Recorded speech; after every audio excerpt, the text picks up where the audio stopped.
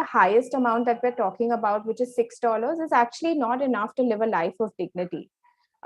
We can also, when we think about it and look at the flip side of the corporates in our country, we know that NSE data reveals that key managerial personnel of some company is actually paid 752 times of what the median wage in his company is.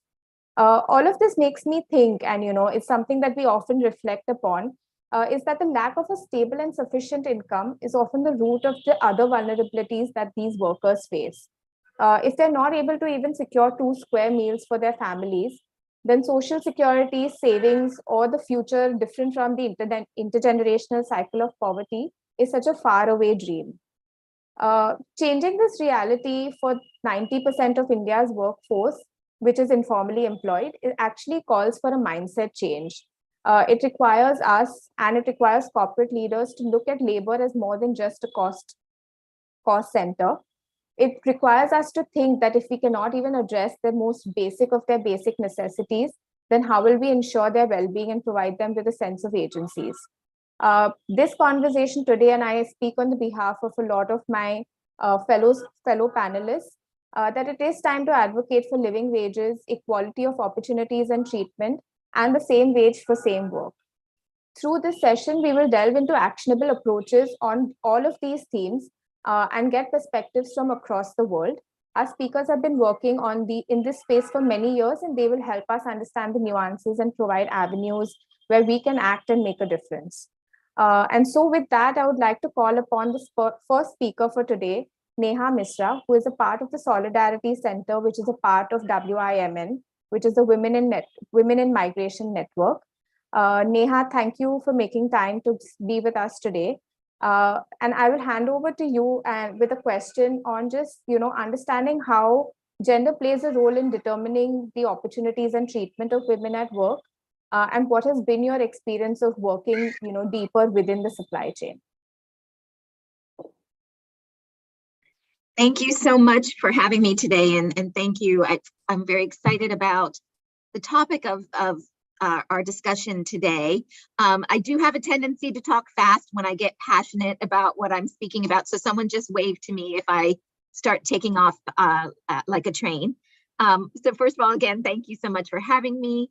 My name is Neha Mishra, and I'm the global lead for migration and human trafficking at an organization called the Solidarity Center, which is an international labor rights non-governmental organization that is allied with the largest trade union federation in the United States, and we're headquartered in Washington, and we have 30 field offices around the world working in over 60 countries with more than 1,000 partners, basically looking at everything that you can imagine related to worker rights. And so the topic of our conversation today is very much something that I focus a lot on. And I wanted to add a little addendum to the title. When we're talking about gender, I'd like us to be talking about this from an intersectional feminist lens, because in the work that I do, I find it very hard, even when I'm looking at gender issues, looking at women migrant workers, for example, in a lot of my work, it's not just about whether they're women migrant workers, it's about whether they're low-wage women migrant workers. It's about whether they're Black or brown low-wage women migrant workers. There's whether they're in low-wage sectors in the informal economy. There's so much tied up with our intersectional identities when we discuss gender, and approaching it from an intersectional feminist lens, I think, is really important. I'm going to sort of just talk about 3 things in my short time. Basically looking at how the pandemic has impacted migrant workers, supply chains, and then bringing in a intersectional gender feminist perspective to that. I think we've all seen, and we all know, that the COVID-19 pandemic has exposed racial, ethnic, gender, and socioeconomic bias that allows our neoliberal economic system to define some categories of work and workers, including migrant workers, as expendable. And these are values that are put on by economies. In my work, a lot of times I'll work with people at the World Bank or government and other economists, and they'll refer to workers, and especially women worker categories, as unskilled, low skilled, highly skilled. And I always push back around that, because just those words alone are commodifying workers, adding value, and reducing the dignity of work given the value that you're adding to those. Instead, I tend to focus on how they are valued and say things like low wage instead of unskilled. Because I don't know about you, but I think the work that everybody does has dignity and skill, and there are things that are categorized as unskilled that I couldn't do. So just to note that. And so the pandemic has revealed these systematic injustices, but it's also creating an opportunity, which I think many of the other speakers are going to talk about today, to progress toward a new social contract that represents the fundamental rights of all workers, regardless of their immigration status, gender, race, sexual orientation, disability, etc. So it's provided us with an opportunity, but it's also shown us that this is not just an issue of a global economic crisis. The global economic crisis has had a devastating impact because of the systems and structures that we have created, the everyday processes that are in place that create these inequalities. The global pandemic has demonstrated that current systems of migration management are failing migrants, whether they're economic migrants, documented or undocumented, migrants fleeing conflict or effects of climate change, regardless of race, ethnicity, gender identity, economic status. Migrants are facing extreme deficits in the protection of their rights and their ability to exercise their human rights. Governments are failing to recognize the serious, systematic, and pervasive ways migrants continue to be excluded, exploited, marginalized, and they're failing to recommend a path forward that puts human and worker rights in the forefront of migration policy. Now is the time for policy coherence. We have to see how our global economy is connected, how migration policy is connected to economic policy, connected to social policy, and develop regular pathways that go hand in hand with regularization of the undocumented, climate change, humanitarian needs, economic and social protection policies. At the same time, the pandemic has revealed, even though we all already knew this, but at least now we have a light shown on it, that there are institutional and systematic flaws in how supply chains are structured and managed. An estimated 400 million people work in global supply chains. During the pandemic, the majority faced reduced income or job losses, often without compensation, notice, wages, or brand accountability, as companies canceled orders or halted production or refused to pay for orders, relying on force majeure clauses. The moves imperiled the livelihoods of garment workers in countries from Asia to Central America, who also face union busting as factories fire union members under the guise of cutting back staff numbers. These disruptions expose the fragility of globalization and, again, the structural failures of our supply chains. We see supply chains the way that they're set up. The buyers have all the power, but yet they blame everything on the suppliers. And suppliers face challenges in terms of meeting costs every day. And the way they respond to that is taking it out on workers. So, for example, when buyers put pressure on suppliers all along supply chains for cutthroat prices for their products, workers are the ones who are caught in the middle. We saw this time and time again during the pandemic when workers can be fired overnight and not only not receive severance, but don't receive their wages. Wage theft has been rampant during the pandemic. So already we see low wages in supply chains. And then what we see on top of that is that workers are not even paid the wages that they have earned or the compensation that they've earned, whether that's overtime wages, other forms of compensation. And that is because the systems and structures that we have created for global supply chains allow that to happen.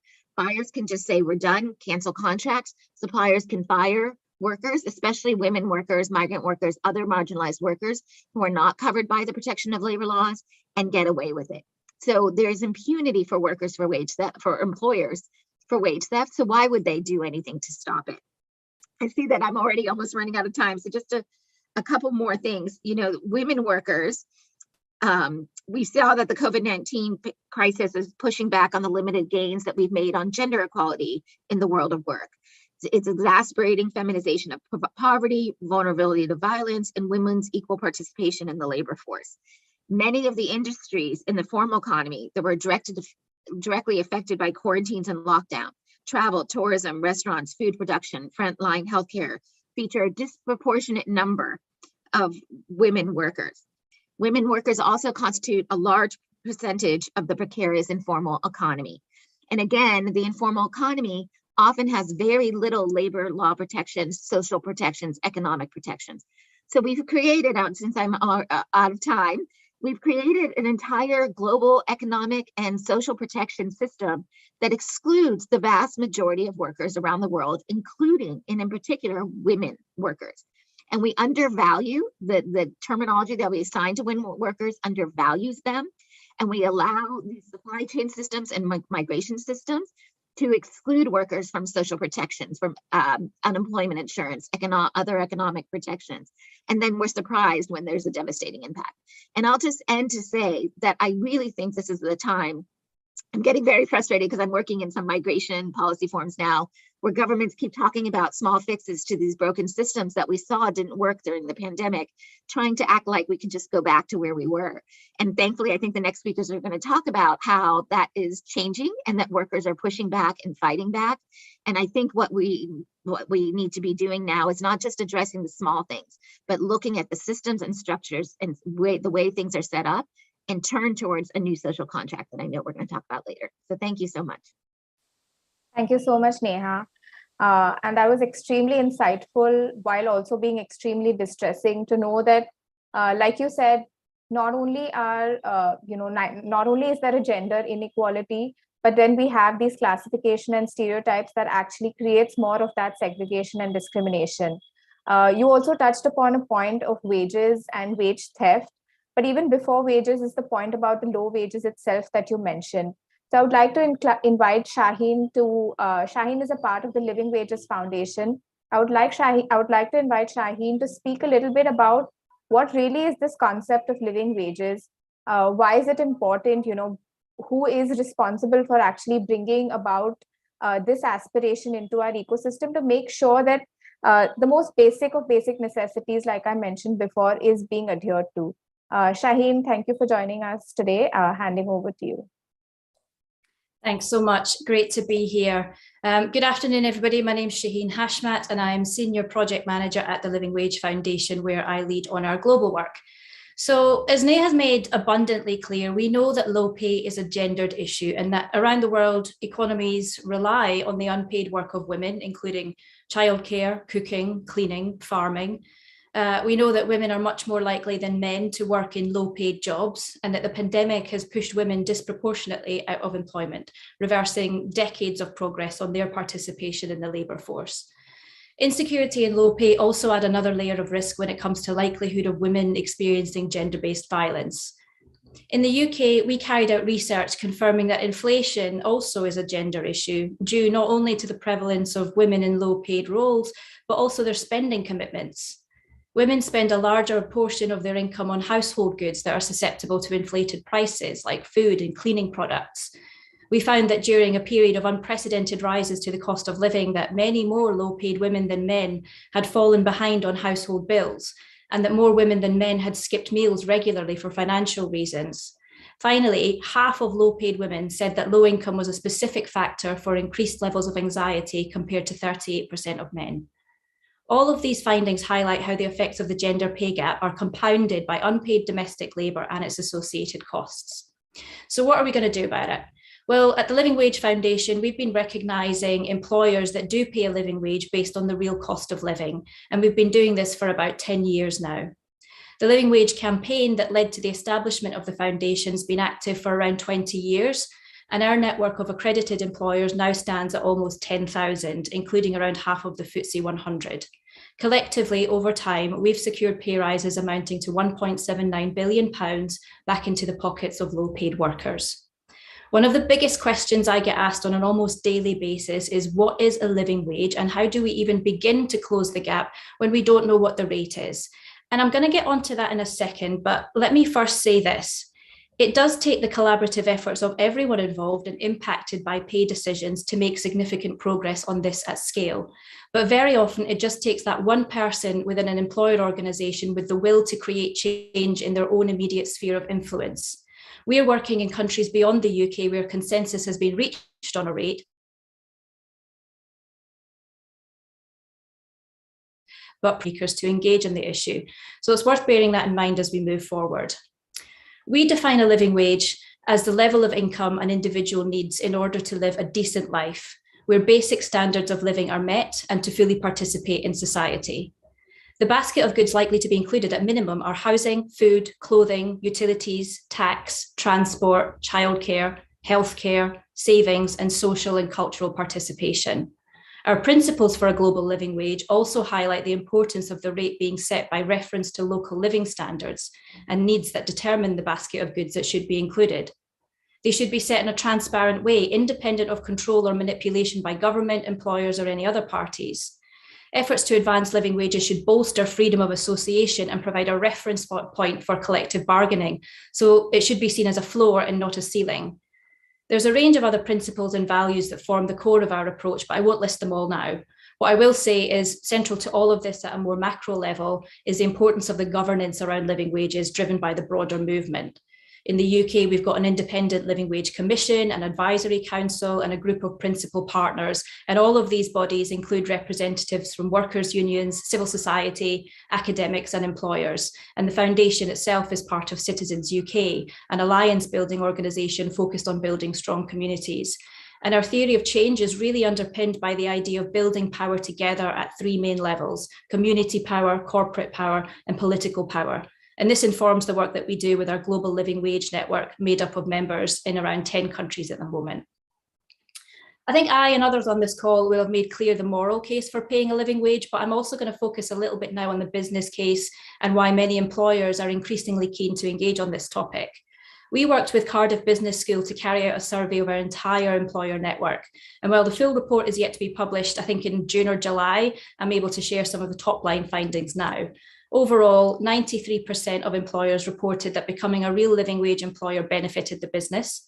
75% reported improved retention. One employer found that turnover of contractors fell by a full 75%. 65% of organisations felt that accreditation differentiated them from others in the same industry. And 63% said it improved relations between staff and managers. At 85%, employers reported an enhanced reputational benefit, which in turn, of course, helps attract better talent. So besides this survey, we also carried out research with the European Association of Work and Organisational Psychology, which found that organisational capability is boosted as staff have a better basic skill level that can be further raised through training and development opportunities.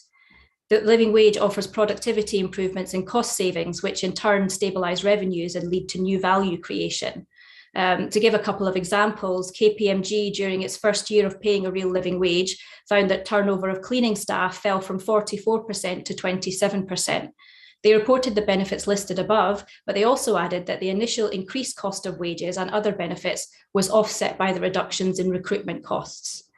So these are some of the reasons why employers are becoming more engaged on the topic, but I think there's also growing recognition that living wages are critical to stabilisation of the global economy.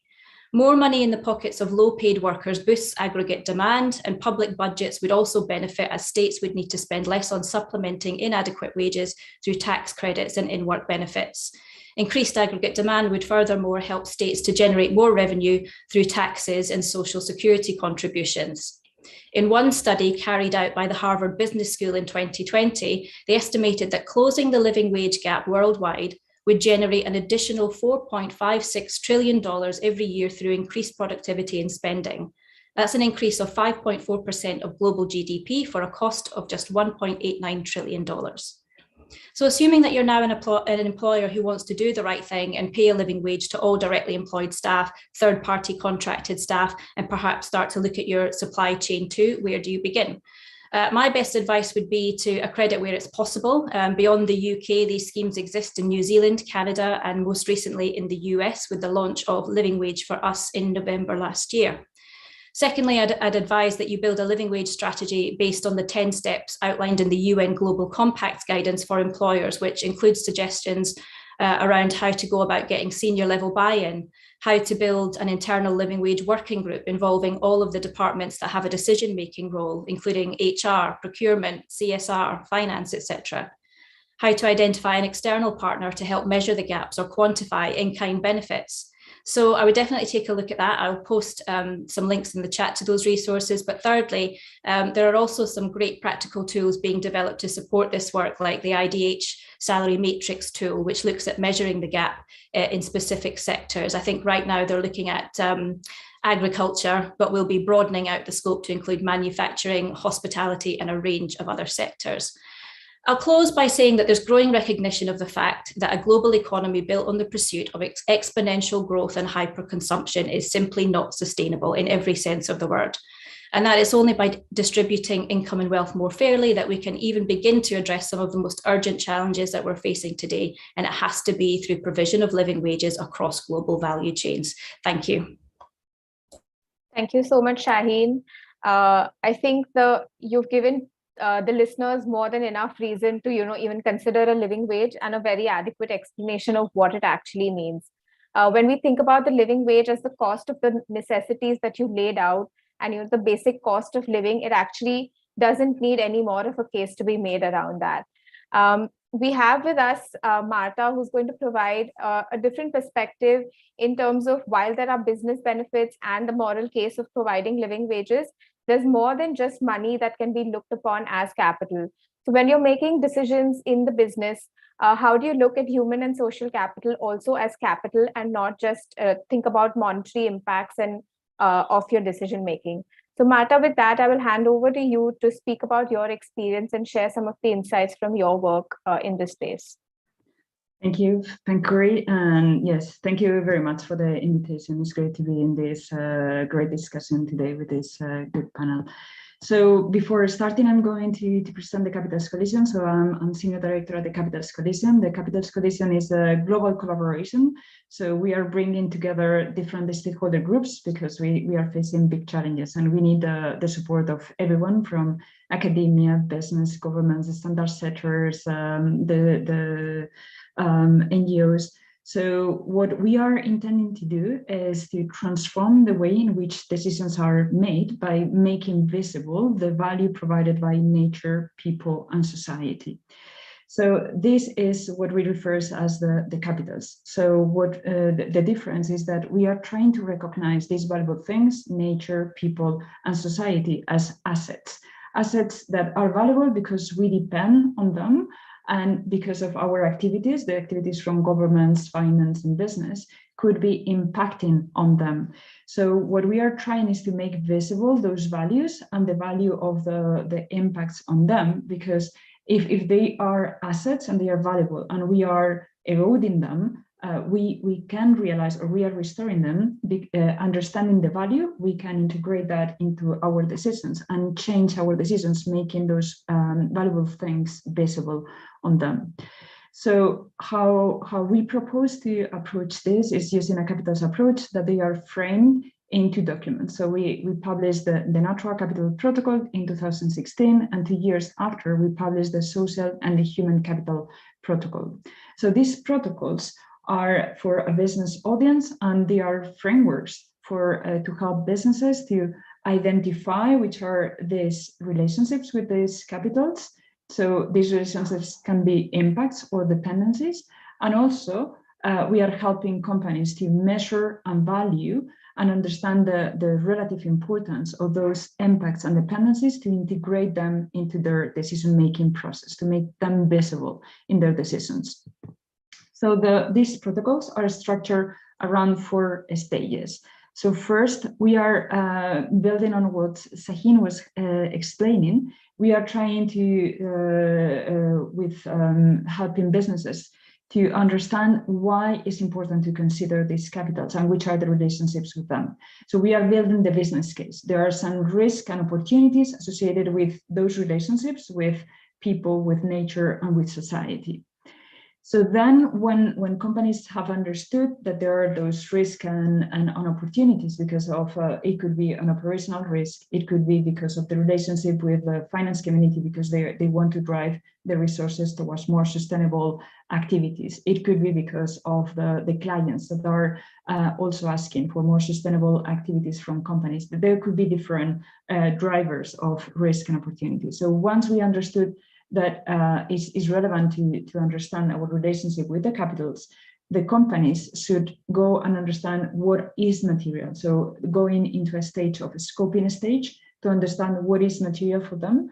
And once they have identified what is material, they can go and measure and value those relationships, those impacts and dependencies. This can be done understanding which are the activities of the business, understand how those activities are changing those capitals, which are the consequences for people, for the nature. And then we can value those changes in that people are experiencing or that they are happening on nature.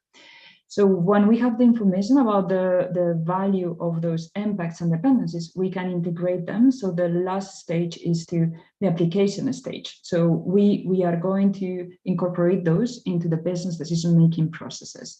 So all this can be kind of theoretical, but I can illustrate it with all the progress that we have been doing on the living wage space.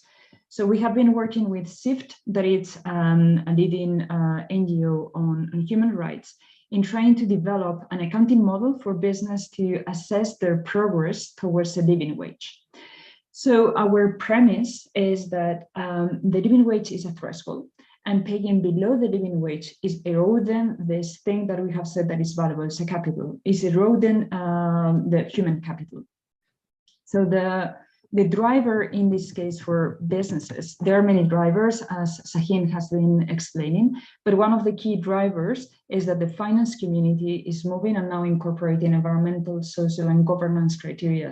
So in terms of the social criteria, showing how you are managing your relationships with your human capital for businesses is going to be really important. So that's why we wanted to create a standardized accounting model for businesses to understand internally and take decisions, and also engage with the finance community, but also with other stakeholders.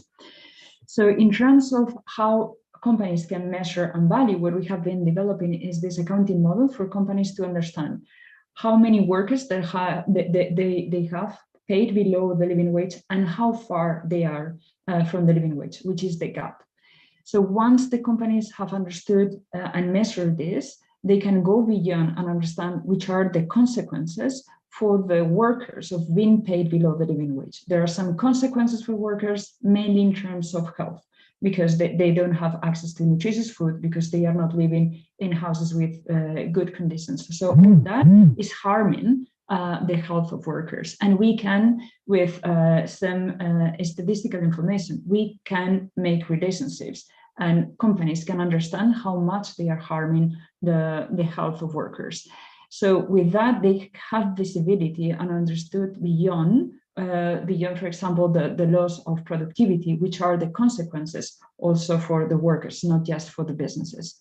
And also, that information, the impact on health, could even be expressed in monetary terms, because there are also techniques that allow us to measure the value of life, and we can put that into information that could be integrated and understood by the managers or anyone in a company. So this is what we are proposing.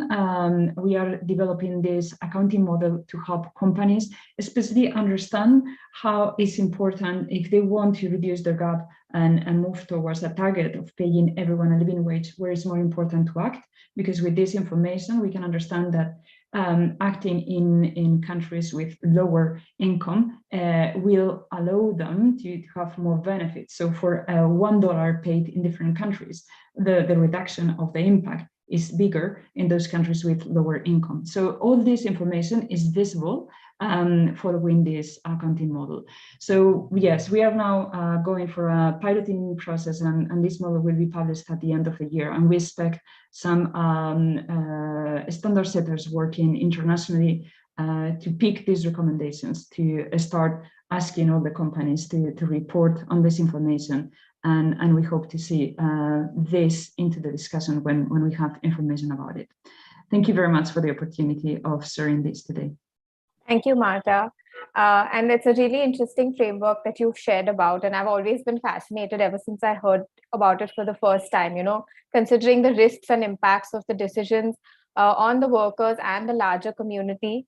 And I think between Shaheen and you, with 2 research papers coming out in the second half of the year, we will have a lot more to entice, the other stakeholders to come and join this movement for living wages and then beyond towards more equity and dignity for the workers. With that, I would like to invite Deval Sanghvi, who is the co-founder of DASRA, to speak a little bit about DASRA's approach towards the informal workers portfolio and what really prompted the beginning of the movement social compact that DASRA has been the platform for. Deval, thank you for joining us, and I will hand over to you.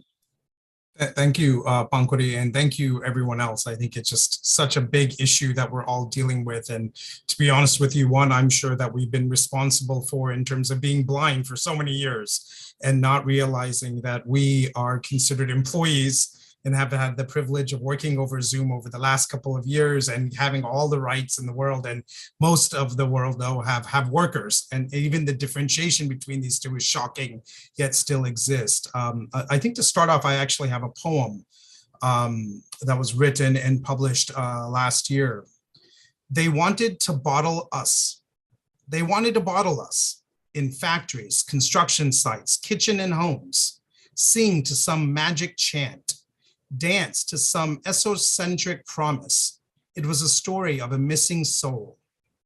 They wanted us to become some sprawling shadows on the wall, do all the work without expectation, happy without longing, surviving without being etched permanently.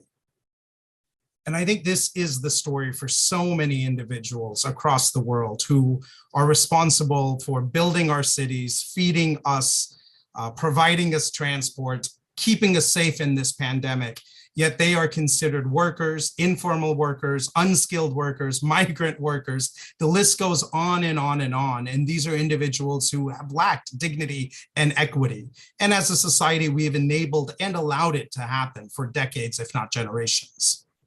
The social compact was born really when India suffered its probably harshest lockdown than any other country globally in March 25th, 2020, when we had more individuals migrating at that particular time, majority of them informal workers, than actually what happened in the partition when Pakistan, Bangladesh, and India were separated. This led to significant starvation, significant injustice, but reality is the lack of dignity and equity was there all along. It just took a once-in-a-century pandemic for us to see that. In India today, we have 200 million informal workers, 200 million. That's close to 90% of our workforce. And yet we still call them informal. And the 10% that have all of the rights, we're, for whatever reason, considered part of the formal workforce. At this time, we were fortunate as DASRA to work with some of our NGO partners, including Center for Social Justice and Ajivika Bureau, who've been working with these families for decades, to really approach them and say, what can be done? How can we help? And how could we actually create systemic change in an area that's been so fraught with inequality? Simultaneously, a lot of the philanthropists that we've been working with over the years came to us, and most of them have generated wealth from running their own family businesses and realized that this was just a stain on our country, and it was unethical and unpatriotic for them to continue as business leaders and allow these oppression to continue. And it was bringing then these two groups together, NGOs, some of them who were considered activists before the pandemic, and business owners, some of them who actually were flagrantly disobeying the rules and laws and regulations, to really come together and figure out how they could actually put at the center these workers that are critical to these businesses and to our country and to the citizens all over, and really figure out how they can work together as partners, not adversaries, to really make a difference. And it was through multiple engagements. Number one, we saw these business leaders and these social activists, number one, building trust. Number two, putting the informal workers first and foremost. And number three, really thinking about not just one or two areas, but what were 6 areas that they can actually measure themselves on to create greater dignity and equity. And through that, these two groups have actually come up with 30 indicators where 40 companies in the last year have implemented, impacting 25,000 workers, focusing anywhere from health, occupational hazards, access to entitlements, gender equity, living wages, as one of our speakers spoke about earlier, and also participation in the future of work. So not just focusing on what jobs are available today, but ideally what should be there 10, 15, 20 years from now, and what can businesses do to enable these workers to thrive in the new sort of environment that we live in. What we were most surprised with was how close these partners have come together. They work on calls on a regular basis. They're in the field registering workers. Many of them are supporting actual legal rights for the same workers to challenge their companies and their peers' companies to see what's happening and really create sort of a true social compact, as some of the speakers talked about today. Our goal is to be like living wages and really mainstream this initiative across India, and in the next few years impact 1 million workers, but more importantly, start speaking to consumers and investors and employers to really say how they can start actually looking at the S in ESG and rate these companies on how they treat not just the environment, but more importantly, the social side of things, which is really not just their workers, but everyone across their value chain. It's definitely been a learning experience for us all. I think we are excited about what's happened, but still realize there's a far, far, far longer way to go. And honestly, it's the partners that have spoken today that we're learning from, that we're excited to partner with, and hopefully we can see some change in the next 5 or 10 years where these workers are honestly just given the same rights that we have all been given through our lifetime. Thank you. Thank you so much, Deval. And that was a really inspiring poem, which I must request you to share with us later, to keep with us, as we think and as we go along our journeys. And what you spoke about is that we've taken a small step and we have a long way to go. And each of us actually has a role to play if we just look at, the different vulnerabilities out there and think about our role, whether as employers or as the community around workers, and think about what we can do. For this purpose, I would like to call upon Shubhika Sharma, who is the founder of Papa Don't Preach. That's a luxury fashion brand in Bombay and India. And she has joined the social compact journey last year and has been able to make tremendous change within her own company. She can speak more to what the changes were and how her journey has been. Shubhika, thank you for joining us. And we would love to hear more about your ideas on sustainability, what the ethos of the company is, and how your journey with Social Compact has been so far. Hi. Thank you, Pankari, and thank you everyone for having me be a part of this panel. It just further reiterates after hearing everyone speak today that I am here to learn more than I am here to teach today or even impart from my story. But just to get right into it, Papa Don't Preach is a luxury fashion house based in Mumbai.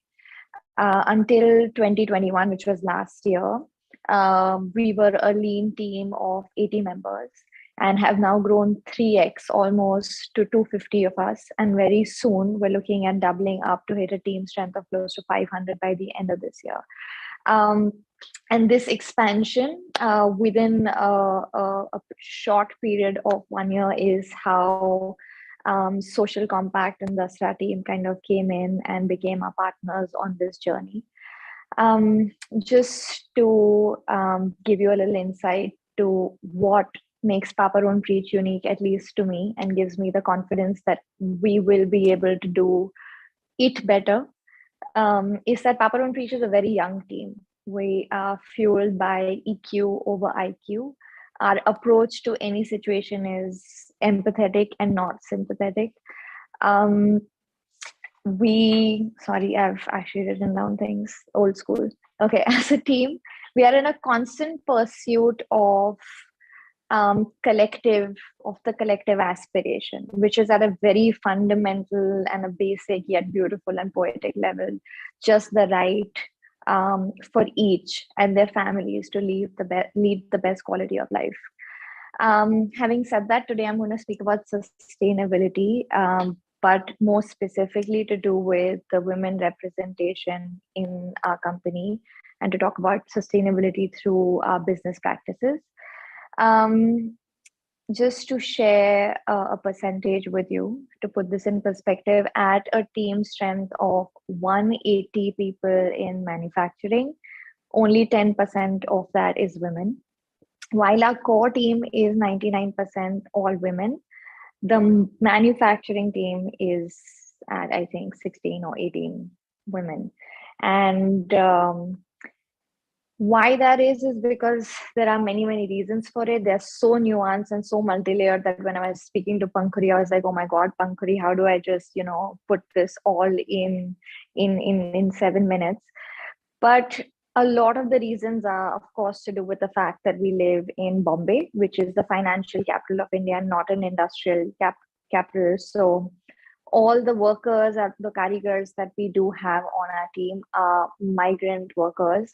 I don't really like to call them migrant workers because they've literally been living in Bombay for over 30, 40 years. It's their home. But for the sake of this conversation, I'm going to term it that.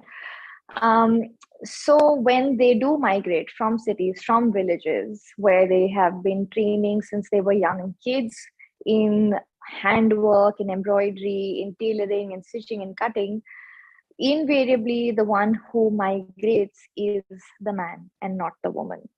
So now we have such a strong, skilled and very trained workforce, which is, I think, 99% men. Please check me on that percentage, but it is largely men. We don't really have access to women who have been skilled in hand embroidery sitting in Bombay. So for us to even think of, okay, can we hire somebody as an embroidery manager who is a woman was unheard of. It is also, fashion industry is also an unorganized industry in India. We don't really have a LinkedIn or any such platform to go out and seek talent or skilled talent. It happens through word of mouth.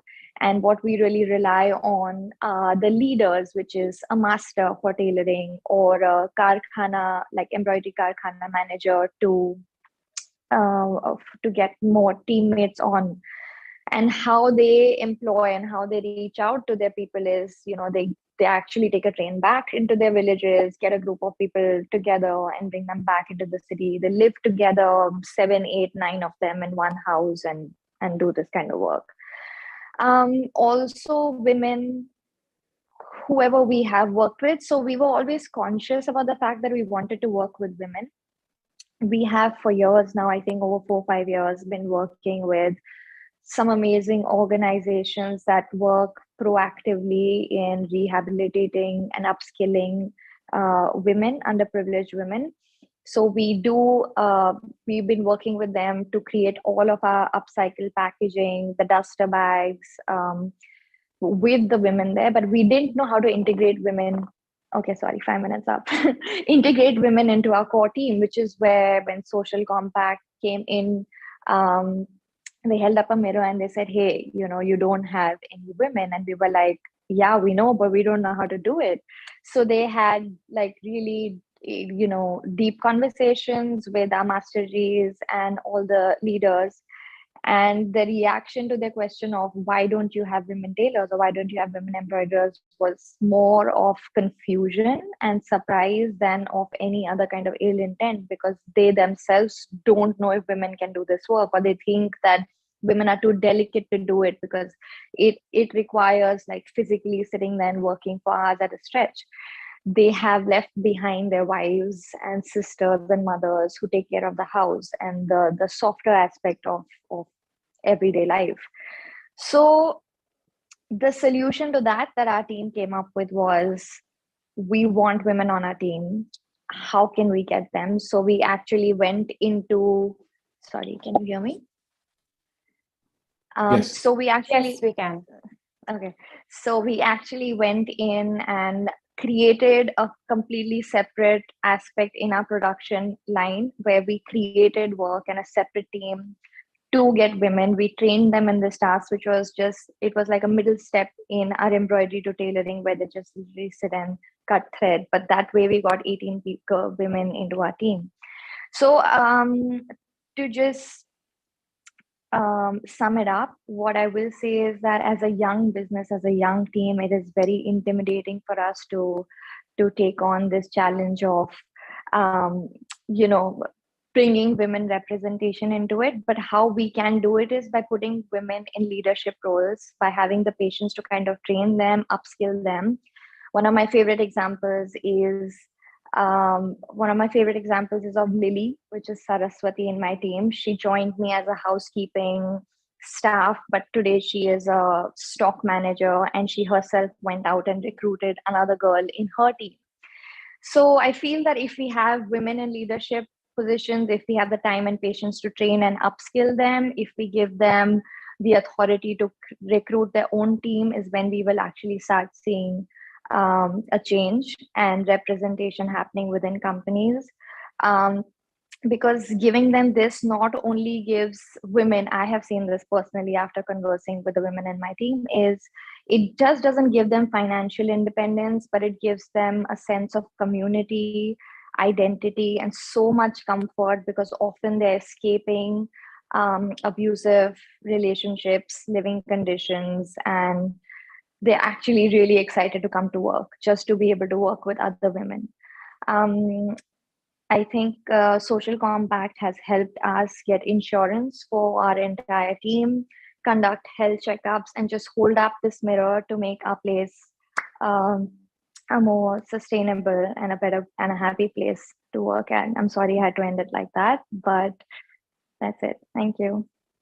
Not at all, Shubhika. It was, I think it's really inspiring to see, employers like you taking such a deep and detailed interest in not only the lives, but the context of where the backgrounds of where their workers are coming from, what ails them, and what are sort of the roadblocks, so that you're able to navigate them more efficiently.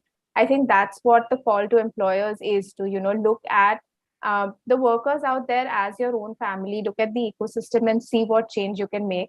I also remember our conversation where we kind of arrived at the conclusion that if each employer were to do that, then this huge problem would not seem so unsurmountable. And everything that you spoke about, really delves on the fact that once you hear from the workers, once you're able to understand what their needs are or what their aspirations are, then actually solving them becomes slightly easier. With that, I would like to call upon Anant Naishadam, who is the co-founder of Good Business Lab. A lot of their ethos is based upon putting the workers' voice front and center, and they have developed various tools and frameworks to be able to enable employers to do this not only within their companies but within their supply chains as well. Anand, would love to hear from you. What really drives you? What have been your experiences in actually helping employers hearing back from their workers? Because I know you also do the research bit on that. Would love to hear about your findings and your personal aspirations in this space. Excellent.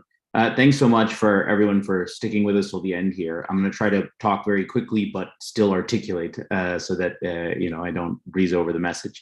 GBL and me personally, we've been as committed to the living wages conversation as we have been to voice. What I'm going to talk about at first is going to be voice for a couple of reasons. One, because it's what we've made substantial progress on of late. And I think it sends a nice roadmap for what we should be doing and we need help doing on the living wages front. But the other is that I think fundamentally what makes me so excited about worker voice is that it breaks from the, forgive me for saying, paternalistic or colonial mentality that development work can sometimes have, where we have a conversation like this amongst very respected and really committed people, but sometimes have a kind of discussion around what workers need without a worker in the room, or what they want without a worker in the room. What I love about worker voice is that it flips the script, right? It puts all the emphasis on the workers themselves saying what they need or want at every stage of the way. And then the way our work has kind of doubled down on that is to say, when we test tools for worker voice, we both find out whether they themselves are feeling heard and valuing it. But we measure success by the actions themselves of the workers. Are they sticking with the firm longer? Are they more likely to show up for work? Are they themselves saying that they feel more trusting of management and trusting of the mechanisms, and so on? So that's kind of the center of the work and the way we've designed it, and why I'm so excited to be talking about what has now been almost a decade's worth of work, 3 consecutive rigorous randomized control trials from which we've learned a bunch of exciting and I think very important things. First and foremost, I would argue that the whole process has taught me that majority of stakeholders involved are convinced of the core idea that worker well-being is good business, kind of good, GBL's tagline. Not only is it an ethical thing to do to take care of workers and invest in these types of mechanisms, but we find a lot of belief in the notion that it could be profit maximizing, it should be productive, it could be efficient and cost saving.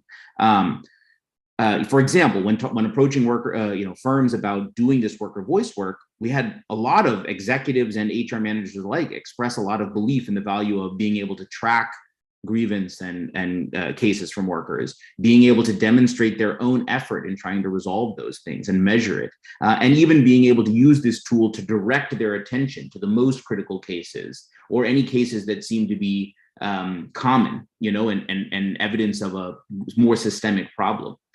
What is lacking, we find at Good Business Lab, when in all of these kind of agendas, and this being, of course, a very important one, is that it's not necessarily often the commitment or interest in doing this work that's lacking, but rather the knowledge of how to do it, where to invest, what works best, how much does it work, and therefore how much can I afford to spend and to convince my boss we should spend because it's going to return back. Those are the questions we're trying to make the most progress on, so that we can really give a blueprint and a tool and a product that's imminently adoptable and then can scale the impact. One thing I want to point out quickly is that this issue of worker voice is intimately linked with decent pay. Our very first voice trial was actually a very simple, old school paper survey where we approached workers and asked them how they're doing and what they think about XYZ, right after what turned out to be a disappointing minimum wage hike, government wage hike. And what was really fascinating about that was that the workers very clearly, both via the survey itself and in their actions, revealed that they valued tremendously just being asked, just being checked in on what's going on, just opening a dialogue around these issues. Just that alone delivered, they showed with their feet that they were 20% less likely to leave the firm, and that they were more likely to show up to work months and months after we kind of issued this survey. But of course, from there, we built on, right? So what we found in an overarching sense is that even the small stuff, maybe that's a sad point about what the equilibrium looks like right now, a lot of what Deval and others have said, is that, look, workers are getting such little respect and such little empowerment and such little agency that even the small stuff they show a tremendous value for. Just asking them, just showing up and showing that you are care and working on it can be enough. But of course, the transformative work comes when we do more than that, right? So what we find in our first trial is that, like I said, just being asked in this very kind of minimal paper satisfaction survey way delivers tremendous benefit to the worker, such that they're willing to stick with the firm longer and show up to work more. And of course, that more than makes up for any cost of the investment from the side of the firm, right? But what we wanted to do was come up with a version of this that's always on, right? A technology-enabled version that's there when the worker needs it, not at these kind of intermittent times when the firm decides to take a kind of dipstick measurement, right? So when we moved to this kind of tech-enabled tool, one of the ones that was on the market, we found a really fascinating thing, which is that you can get every bit the benefit of directly going to the factory floor and asking workers how they're doing in this very labor-intensive and kind of clunky way. You can get all that benefit by giving them access to a tool that's always available, even if only 3 or 4% of the workers ever use it. They report a greater trust in the communication mechanism, a greater perception of responsiveness. They have that same increase in the willingness to stick with the firm and a similar increase in the willingness to show up to work every day for months and months afterwards, just by knowing the tool is there and that they can use it. And probably having a friend, one of their friends or one of their coworkers used it, got a response, and now that's enough to make the worker feel, a little bit more taken care of. And the firm is going to see the benefit of that. We saw right away. Of course, so that kind of option value or insurance benefit is really powerful. Of course, what we realized is that you can go further than that and get a tremendous gain. So what we wanted to do then was solve the problems we saw inherent in the tools that were on the market. Number one, none of them were designed for the developing country, labor intensive, frontline worker setting. Not a single one. Not a single one could even handle the wide array of languages we have, the varying degrees of literacy we had, and so on and so forth. The varying degrees of familiarity with a smartphone platform, right? Or even SMS, especially among, primarily female workers who come from rural areas and so on. So we solved all of those problems in our hands-on painstaking design of the tool. But the other thing we did that I'm really excited about is we leaned into the notion that the tool is only as good as you make it, that the management team has to be bought in, all the way from the top executive, all the way down to the frontline HR representative, has to believe that this tool actually helps them do their job well. It's not a babysitting mechanism to see whether they're not doing their work well. I'm out of time, but I'm going to finish quickly. So what I mean by that is to say that we built this team incentive program that we really designed very carefully for all of the HR managers and staff. And we made it carefully linked to KPIs that we were measuring regularly on timely and satisfactory completion of cases, closing of cases, where we asked the workers whether they indeed kind of felt like their case was resolved. And when we did that, we found that you could, not only were you getting the retention benefits, not only were you getting the attendance benefits, you're getting a tremendous flow productivity benefit from the worker. They're that much willing to show up and work that much harder because they're feeling every day that little bit of commitment, that little bit of extra commitment from the team. We created that kind of gamification and that kind of program around it. All of those things in turn, I think what's fascinating about that to me is that it's clearly the best version of voice for the worker. You've got a committed team, you've got a tool, you've got the whole program. It's now embedded in the culture of the workplace. But it's also the strongest ROI for the firm, right? It's also the one that you're gonna get, if you get flow productivity benefits, trust me, we'd all be amazed by the numbers, right? I'm calculating them now, but they're going to swamp the nominal investment in the tool. All of this is to say, let me wrap this up. We've learned a tremendous amount over the last nearly decade, but we only learned it by taking this very scientific, painstaking approach to testing what's available, redesigning what's available, testing it again, designing from the ground up with the workers in the room, what they need and what they want and how they use it and so on. I'm amazed that we found the courage from employers to do this, from large firms to do this, but it has been every bit the thing we needed to make any progress. We've been trying for a decade to do the same on living wages. As Shaheen said, there's tremendous interest and commitment and a lot of reason why employers believe that there's work to be done here and there's progress to be made, and their interest can be aligned with this. But what we need is the courage to be the first to try something, even if it's not going to work. What we need is the commitment to a scientific approach that does what we're saying. Let's test a small thing. Let's figure out why it's bad. Let's design it again and try it again, and so on and so forth. We've gotten very close before with some very big multinational companies to only have them kind of get a little nervous by the idea of trying something that might not work, right? And that's frustrating, but we're committed at GBL. So all I want to say is, we're ready to answer all these questions. We're working on it, but if anyone or if you ever have any contacts that are ready to be that courageous first set of stakeholders, please contact us immediately. We want to start with what do workers actually need or want. We want to start with what can employers do today, even if it's small, that we can try and maybe make a case for this, and then start building up the dose response kind of mechanism like we worked on with worker voice. You can start small, demonstrate an impact, go a little bit bigger, demonstrate an impact, go as big as we can and demonstrate it's the best version. I'm way over. Thanks so much for listening in. I think I had a hand come up, but I'm not sure if that was an accident, but I'll leave it over. I'll turn it over to Pankuri to manage that. Thanks, everybody. Thank you. Thank you so much, Anand. And thank you for bringing in the positivity to know that it is possible, for the ones who intend to and the ones who are able to make a little bit of effort, it is possible to make that change. I think Neha had raised her hand. I know we're at time and I would just request everyone to hang on for a couple of minutes more. I'll let Neha respond, sort of put in voice in her thoughts, and I'll quickly wrap up. Neha, you had something to share. Thank you so much. And Anand, so much of what you said touches on some of the work that I do, and I really appreciate it. And so just wanted to build a couple things from that. I really appreciated what you were saying sort of about the patriarchal view. And in my work, it always amazes me. It's like, why do what workers want not matter in any of this? Like, we always talk about supply chains in a way that the workers are sort of an afterthought, or the workers are sort of seen as the beneficiaries or the thing you have to help, and not understanding what they're doing. And so I just want, and we can do this, I feel like I have new friends that I'll be working with, and we can talk about this offline.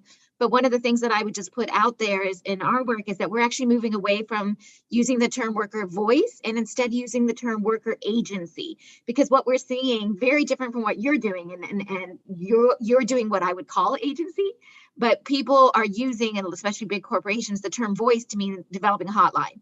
Oh, we have a hotline, that's the worker's voice, right? And as you just said, that is not creating, you know, real worker input, real worker agency over what's happening to them in their lives. And so I really now stress the terminology is worker agency, and what does that mean? And building on what you were saying, you know, I think workplace grievance mechanisms that workers are involved in, like worker-driven mechanisms in the workplace, especially freedom of association, right to organize, join unions, and collectively bargain, will get us to all of the things that we are all talking about. I know that's really hard in a lot of sectors, but if we're centering, as you're saying, a not worker agency as the center of this, we can work on living wages. We can work on workplace, you know, grievance mechanisms where workers truly are part of what is happening to their lives, and they have a say through their own agency to do that. So thank you for letting me add that point. Oh, Thanks. thank you. Action matters. So I love that. I love that point. Sorry, Pankuri. No. Thank you. Thank you, Neha. In fact, you've given me the perfect ending to say that all of our work is towards enabling the agency that the workers deserve and have deserved for so long. I know a lot of the speakers highlighted the problems, the complexity and nuances of the issues that we're dealing with. But what has also come out is that this is an opportunity to act. There are many there's a lot of interest in this space, and there are a lot who are already doing this work. Like Shubhika said, if each of us were to do our own bit, whether as employers or other stakeholders, then this problem is not so unsurmountable. As we tackle these issues, not the ecosystem not just means that everyone around the workers act, but as soon as you impact the life of one worker, their family lives improves, and that's an automatic 5x impact of one worker's life change. So I would like to urge all of the stakeholders who have joined this call, but also who are part of these different movements, to synergize their efforts, to come together so that we can work towards this problem collaboratively. And while it's a long road ahead, if we do walk it together, I'm sure we will be able to make a difference.